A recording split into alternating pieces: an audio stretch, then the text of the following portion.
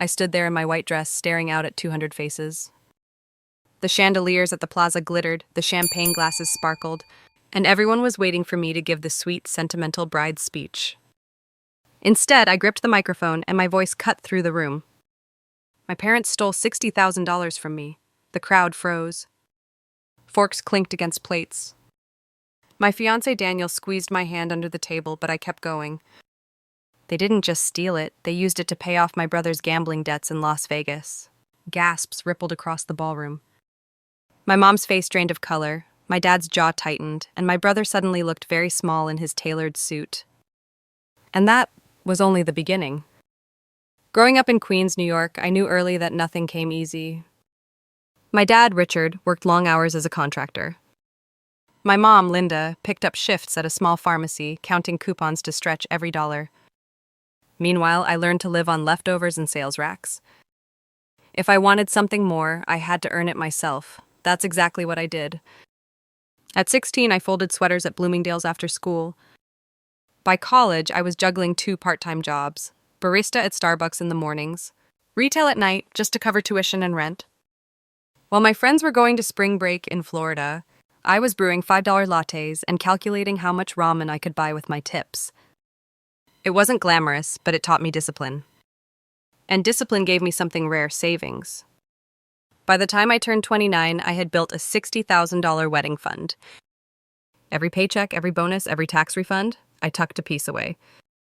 Daniel, my fiancé, matched my effort, and together we dreamed of a wedding that felt magical but responsibly paid for. No credit cards maxed out. No begging parents for help. Just us, standing proud, knowing we earned every flower and every glass of champagne. We chose the Plaza Hotel in Manhattan. It was expensive, yes, but it felt like the fairy tale we had fought for. I pictured the chandeliers, the marble floors, the long aisle. For once in my life, I wanted a moment that didn't feel like scraps. Now here's where my mistake comes in. For convenience, I agreed to let my parents hold the fund in their Chase Bank joint account. Dad insisted it would be safer there, easier for payments. And honestly, I trusted them. They were my parents. If anyone had my back, it should have been them. But even as I said yes, a knot tightened in my stomach. Because history had taught me one thing. In my family, Michael always came first. Michael, my older brother, was the golden child. At 19, I bought myself a beat-up used Toyota. At 19, he was handed a brand new Jeep wrapped in a bow. I worked double shifts to pay down my student loans. Michael dropped out of college, gambled away his allowance, and still got his rent covered. Christmas after Christmas, birthday after birthday, the pattern was the same. One year, I unwrapped a plain sweater from Target, $40 at best. Michael opened a box with a $1,200 Apple Watch and a big grin. Dad laughed. "Don't be jealous, Emma. Family helps family." I swallowed the unfairness, told myself I didn't care. But the truth, I kept score, quietly. Every slight, every forgotten birthday, every dollar handed to him while I went without, I remembered. And none of that compared to what was about to happen with my wedding fund. Michael's gambling problem didn't start big. It started small, like a crack in the wall that everyone ignored until the whole house was ready to collapse. At first, it was just poker nights with his college buddies. He'd brag about winning $50 here, $100 there. But the wins never lasted. Soon he was calling me late at night, slurring his words, asking if I could spot him a couple hundred because he was just one hand away from making it back. I was 23, broke and drowning in student loans, but I sent him $500 once. He never paid it back, not even a thank you. My parents, of course, always defended him. Mom whispered excuses, "He's just stressed." Dad muttered the same tired line, "Family helps family." But when I asked for help with tuition, they told me to apply for more loans. The favoritism wasn't subtle, it was loud, humiliating, and constant. On my 25th birthday, they completely forgot. No call, no card, nothing. 2 weeks later, they threw Michael a surprise party with 30 guests, balloons, a cake from Magnolia Bakery, and a $700 custom poker set wrapped in shiny gold paper. I smiled, clapped when he blew out his candles, and swallowed the lump in my throat. Then came the Vegas trips. Michael started posting photos from Caesar's Palace, cocktails in hand, stacks of chips on the table, Captions like, living my best life. Friends commented with fire emojis. No one asked where the money came from, but I knew. Every dollar was coming from Mom and Dad. Once I tried confronting them. I remember the harsh kitchen light, the smell of reheated pasta, my voice shaking as I asked why they kept bailing him out. Mita, he's 30 years old. When is it going to stop? Dad. Don't be jealous, Emma. He's just going through a rough patch. Me. A rough patch? He hasn't held a job for more than 6 months. You're draining yourselves for nothing. Dad slammed his fork down. You wouldn't understand. One day you'll see. Family means sacrifice. That word hit me like a punch, sacrifice. Because somehow sacrifice always meant me. I sacrificed vacations, clothes, time, energy, just to keep myself afloat. Michael sacrificed nothing and got rewarded for it. And every time I dared to point it out, I was painted as bitter, selfish, jealous. So I stopped asking for fairness. I stopped expecting it. Instead, I buried myself in work, in saving, in planning a future that wouldn't rely on anyone but me and Daniel. But deep down, I kept a tally. Every forgotten birthday. Every dollar slipped into Michael's pocket. Every time my dad told me to be patient. And none of it compared to what they would take from me next. The week before the wedding, I sat at our small kitchen table in Queens, a half-empty mug of coffee beside me, my laptop open. It should have been a normal morning. I was checking the balance to pay the Plaza Hotel's final deposit. I even hummed while typing in my password, picturing the ballroom glittering with chandeliers, the flowers lining the aisle, Daniel's nervous smile as I walked toward him. Then the page loaded. The number staring back at me wasn't 60,000ers. It wasn't even close. The balance was 127.43. My stomach dropped so fast it felt like I'd been pushed off a cliff. I blinked, refreshed the screen, closed the app, and reopened it, desperate for the number to change. It didn't. $60,000. Years of double shifts, skipped vacations, and saying no to myself? Gone. My hands trembled so badly I nearly spilled the coffee. I grabbed my phone and dialed Mom. She answered on the second ring, cheerful as ever.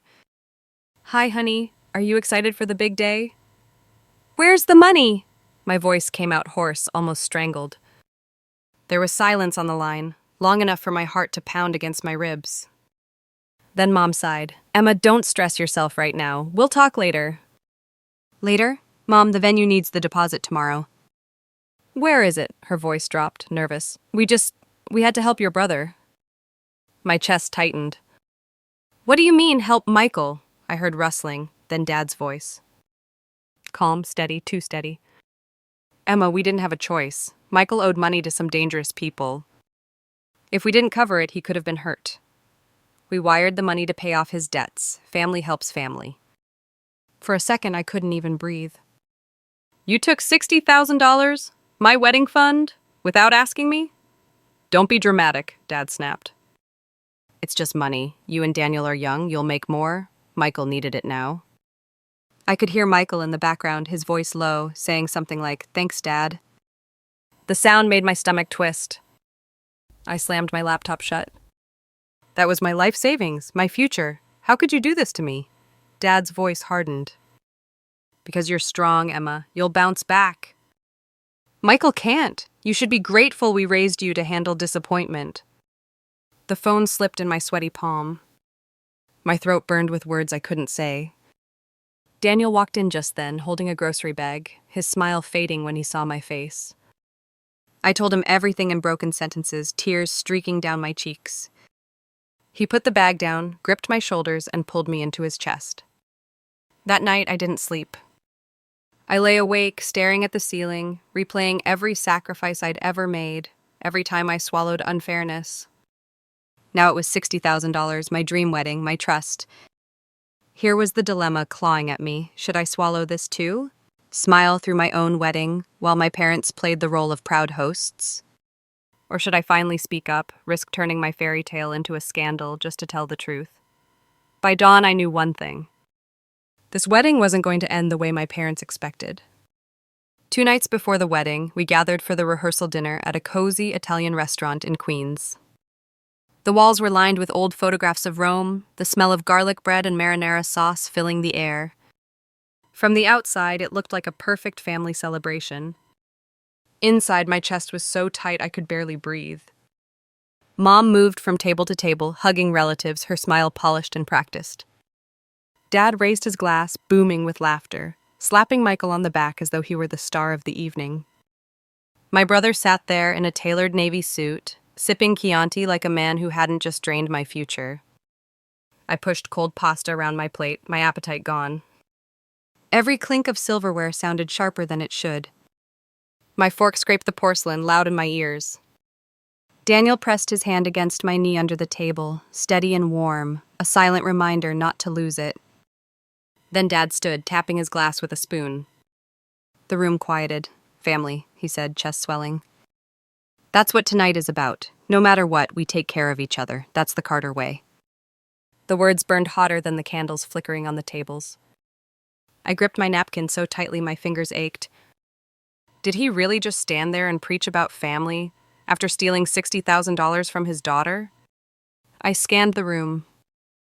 Relatives smiled and nodded, raising their glasses as though this toast was noble. Only Daniel's jaw was tight, his eyes darting toward me with concern. Michael leaned back in his chair, smirking.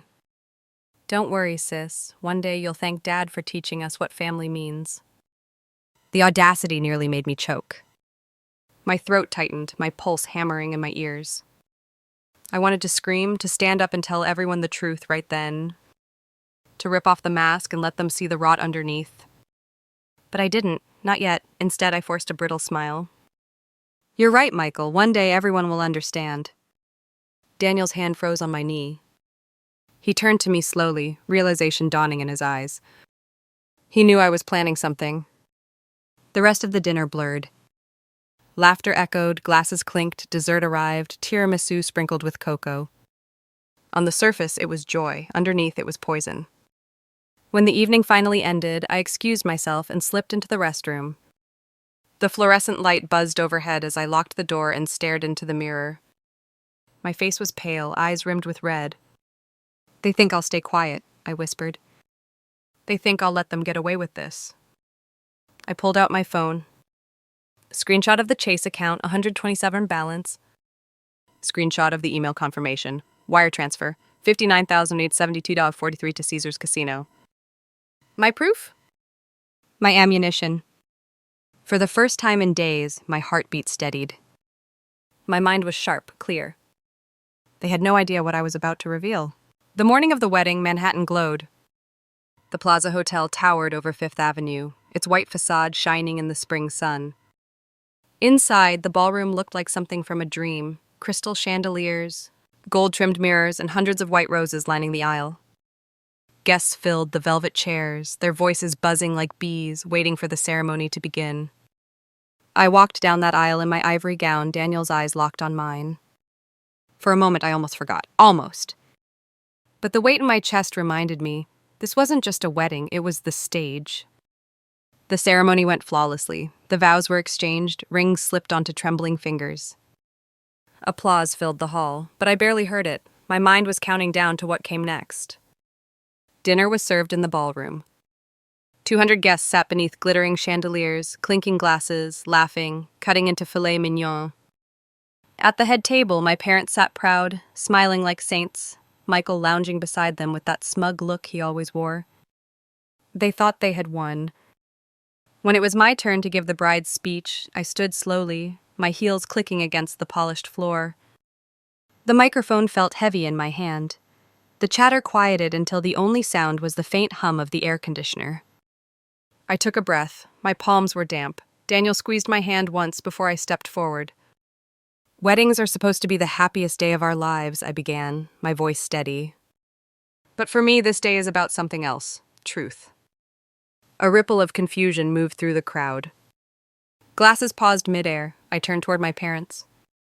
My parents stole $60,000 from me. Gasps filled the room. My mother's fork clattered against her plate.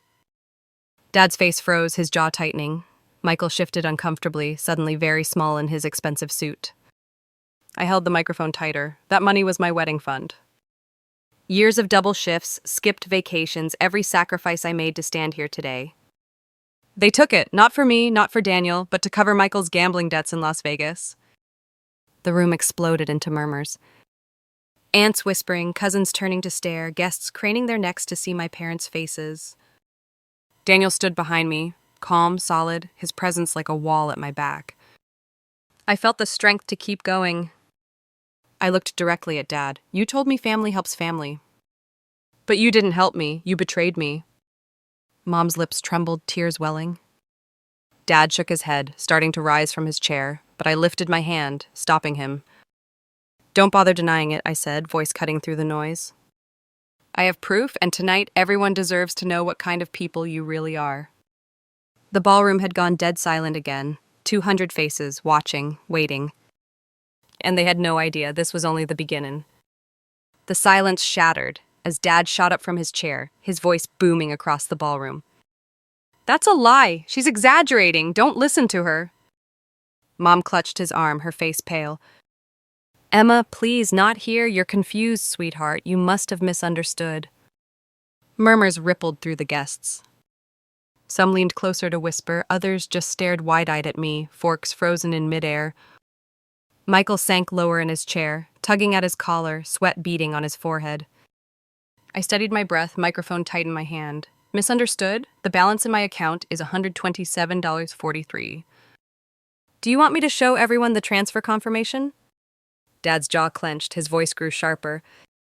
Stop this nonsense. You're embarrassing yourself. Family matters should stay private. Private? I snapped, my voice echoing. You didn't think about privacy when you wired nearly $60,000 to Caesar's Casino. I have the email. I have the bank statement. Do you want me to read the subject line out loud? Gasps broke through the crowd. A cousin muttered, Caesar's? As in Vegas? Michael's face drained of color. Dad, please, he started, but Dad cut him off. Enough, Dad barked. She's twisting everything. This is her way of punishing us for not spoiling her like we spoiled Michael. Laughter bubbled bitterly in my throat. Punishing you for stealing from me? For rewarding your son's addiction while you left me drowning in student loans? You think this is about spoiling? This is about betrayal. Mom's eyes filled with tears. Emma, please, put the microphone down. We can talk later. But then, from the back of the room, a voice rang out. Jason, Daniel's best man, stepped forward, holding up his phone. She's not lying. I was in Vegas with Michael. I saw the debt collectors. He was desperate. And he bragged that his parents would cover it, with Emma's wedding fund. The room erupted. Aunts gasped. Uncles shook their heads. Someone muttered, unbelievable. I pulled out my own phone, screen glowing. I held it up. Here it is, wire transfer, $59,972.43, straight from their account, proof. Flashes went off as guests snapped photos. My parents' faces twisted with panic. Michael buried his head in his hands. Dad tried one last time, his voice cracking. You don't understand. We had no choice. He could have been hurt. I stared at him, steady, cold. And what about me? Did you care if I got hurt? Did you care if my future was stolen? Silence fell again, heavy, crushing. For the first time in my life, I watched my father speechless. The man who always had an excuse, always had control, reduced to nothing under the weight of his own lies. The ballroom belonged to me now. And the night was far from over. The ballroom was silent, the kind of silence that buzzed in your ears, louder than any scream. 200 guests sat frozen, their faces a mix of shock, pity, and disgust. My parents' perfect image had shattered in seconds. Dad's lips moved, searching for words, but nothing came. Mom dabbed at her eyes with a napkin, mascara streaking down her cheeks. Michael sat slumped, staring at the floor like a boy caught with his hand in the cookie jar. For a moment, I just stood there, breathing, letting the weight of it all settle. Years of swallowing unfairness, years of being told to stay quiet, to sacrifice, to accept less because Michael needed more. And now the truth hung in the air, undeniable. Daniel rose from his chair, placing a hand gently on my back. His voice carried across the room. Emma worked for every dollar of that fund, and she trusted her parents. You don't steal from your own child, not ever. The guests shifted, nodding. A murmur of agreement spread. An aunt whispered, she's right. Someone else said, disgusting. I turned back to the microphone, my voice steady now, iron beneath the tremor. I want to be clear. From this moment on, I am done sacrificing for this family. I am done pretending betrayal is love. I will not let thieves sit at the head table of my wedding. Gasps again, Mom whispered, Emma, please don't do this. Don't humiliate us. I shook my head slowly. You humiliated yourselves. I'm just done covering it up. Daniel squeezed my hand, and together we looked out over the guests. If you're here to celebrate love and honesty, then stay. If you can't handle that, the door is open.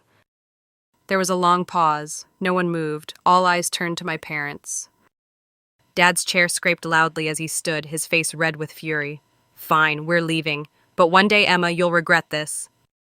Maybe, I said softly, but at least I'll regret it on my own terms. They left, Mom trailing behind, clutching her purse, Michael stumbling after them with his head down.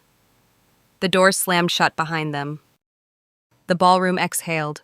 People shifted, some clapping hesitantly, others shaking their heads in disbelief. Jason raised his glass. To Emma, for finally saying what needed to be said. Laughter and applause broke out. The tension cracked like glass, replaced by something new, support, relief, solidarity. I lowered the microphone, my chest rising and falling. For the first time in my life, I felt light, free. But deep down I knew this wasn't the end. Revenge wasn't just about exposing them, it was about reclaiming everything they had stolen from me. And I wasn't done yet. The week after the wedding felt like stepping out of a storm into fresh air. For the first time in years, I didn't wake up with a knot in my stomach. I wasn't waiting for Michael's next crisis or my parents' guilt trip. The silence in my new life wasn't empty, it was peaceful. Daniel and I moved into a one-bedroom apartment in Brooklyn Heights, high up enough that the windows framed the skyline of Manhattan like a painting. At night, the city lights flickered across our walls, a reminder that the world was bigger than the drama I'd been trapped in. For once, the view was mine, not bought by my parents, not controlled by them. The money was gone, yes, $60,000 stolen. But in some strange way, losing it gave me something far more valuable: clarity. I stopped measuring my worth against Michael. I stopped begging for scraps of approval. I started building a life on my own terms. Daniel and I sat down with a notebook, mapping out our future. Instead of crying over what we lost, we planned how to rebuild. Within months, we picked up extra shifts, saved every dollar, and slowly filled our new home with pieces that mattered. Secondhand furniture we restored together, photos of us laughing in Central Park, little things that carried stories. On weekends, we did something I'd never allowed myself before. We lived. We grabbed brunch at a cafe in Williamsburg, sipping $6 lattes without guilt. We drove our used Tesla Model Y along the Hudson River, music blasting, windows down, laughing like teenagers. Those small joys felt like rebellion against the years of sacrifice my parents demanded. Work became more than survival, it became growth.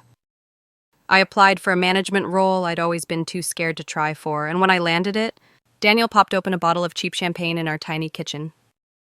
We toasted, grinning, bubbles spilling over the counter. It wasn't the Plaza ballroom, but it was real. People asked about my family. Relatives called, some to scold, others to congratulate me for finally standing up. I learned to answer with calm truth. I don't owe anyone silence anymore. And slowly the guilt faded. It was replaced with something stronger, pride. Pride that I chose honesty over secrets. Pride that I chose self-respect over tradition. Pride that I didn't let them steal more than my savings. Late one evening, standing by the window overlooking the city, Daniel wrapped his arms around me. You did it, he whispered. You broke free.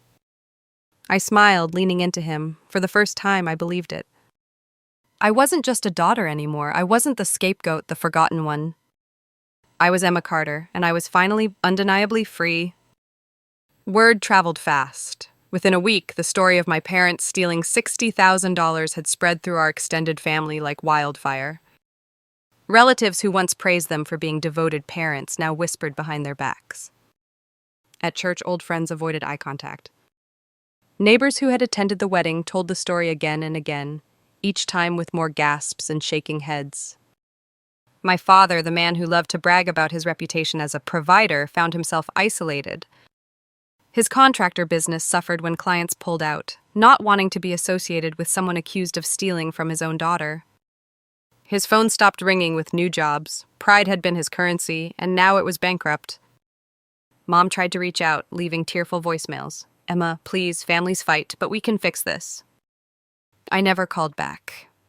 Because this wasn't just a fight. This was theft, betrayal, a wound they chose to make. Michael's downfall was harsher. His friends, the ones who cheered him on in Vegas, vanished the moment the money dried up.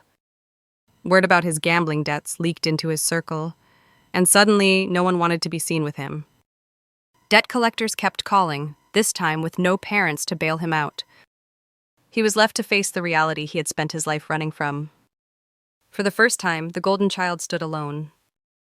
People asked me if I felt guilty. The answer was no. Justice doesn't always come through courts or police reports. Sometimes it comes in the form of truth told loudly enough that no one can ignore it.